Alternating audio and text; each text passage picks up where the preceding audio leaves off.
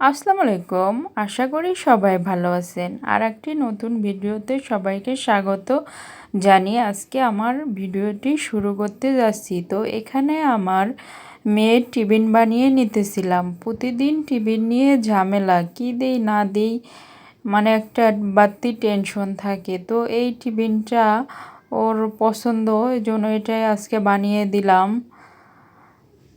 তারপরে এদিকে এটা ছিল শুক্রবারের দিন। তো আপনাদের ভাইয়া 4টি মোরগ আনছিল, তো ওগুলোই আমি রেখে দিতেছিলাম। 3টি রেখে দিব আর একটি রান্না করব। তো এগুলো আমি এই যে 3টে প্যাকেটে রেখে দিলাম। তার সাথে চামড়াও আনছিল, তো চামড়াগুলো আমি এক ফাঁকে বেছে নিব এগুলো, এই জন্য চুলায় গরম পানি বসিয়ে দিয়েছি। আর এই যে একটা নিব এখান থেকে, একটা রান্না করব। তো আর রান্না করার প্রসেস ওগুলো দেখায় নেই। এদিকে পোলাও রান্না করলাম, শুক্রবারের দিন ছিল দেখে, বোনদের দিন, তো পোলাও রান্না করলাম। আর আর ওই যে মোরগ আনছিল ওখান থেকে একটা মোরগের মাংস রান্না করে নিলাম। তো মোরগের মাংসটা কেমন হয়েছে রান্না প্লিজ বলবেন। আর আমার ভিডিওটি যদি ভালো লেগে থাকে লাইক কমেন্ট শেয়ার করবেন এবং আমার চ্যানেলটি সাবস্ক্রাইব করে দিবেন প্লিজ।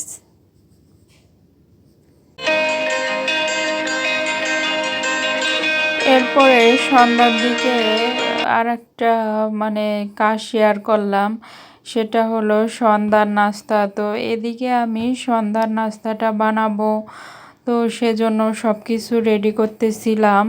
এখানে আজকে আমি বানাবো আলু দিয়ে আলুর সমোসা।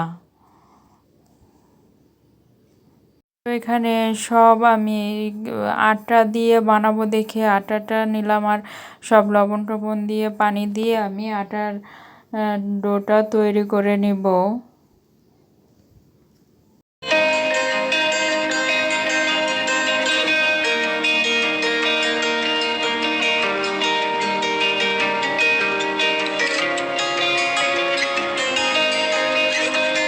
এখানে আমি আলু সেদ্ধ করে রেখেছিলাম আগে থেকেই। তো সেই আলুটা এখন পেঁয়াজ, মরিচ, ধনেপাতা, লবণ দিয়ে মেখে নেব আর কি, আলু ভর্তার মতো এরকম করে। তারপরে আমি পুরটা ভরে নেব।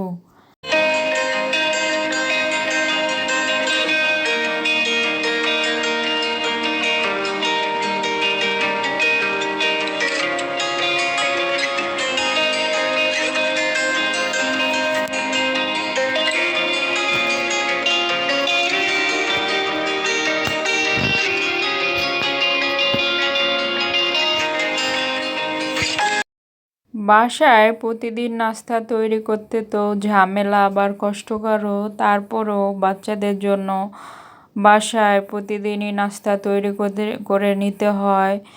তারপরে সারা দিনের কাজ আছে, তো সকাল, দুপুর, বিকালের নাস্তা, রাতের খাবার সব মিলে অনেক কষ্ট, তারপরও করতে হয়, কিছু করার নেই। তো এখানে আমি এই যে সন্ধ্যার নাস্তাটা বানিয়ে নিতেছিলাম, কারণ বাহিরের নাস্তা তো আর স্বাস্থ্যকর না, আর দামও অনেক বেশি।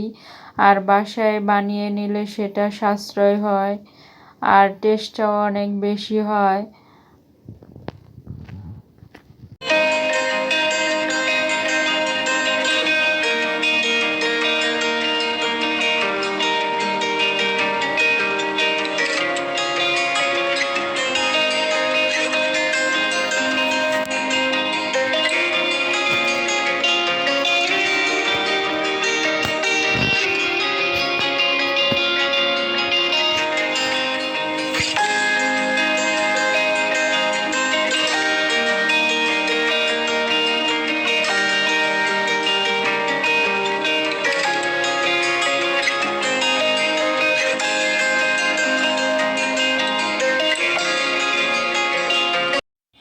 তো এখানে যে আমি বিকালের নাস্তাটা বানিয়ে নিলাম, তো দেখেন কীরকম হয়েছে নাস্তাটা। তো আমার ভিডিওর কোনো অংশ যদি ভালো লেগে থাকে তাহলে আমার চ্যানেলটি সাবস্ক্রাইব করে দেবেন প্লিজ। আর সবাই ভালো থাকবেন, সুস্থ থাকবেন। এতক্ষণ ভিডিওটি দেখার জন্য ধন্যবাদ। আসসালামু আলাইকুম।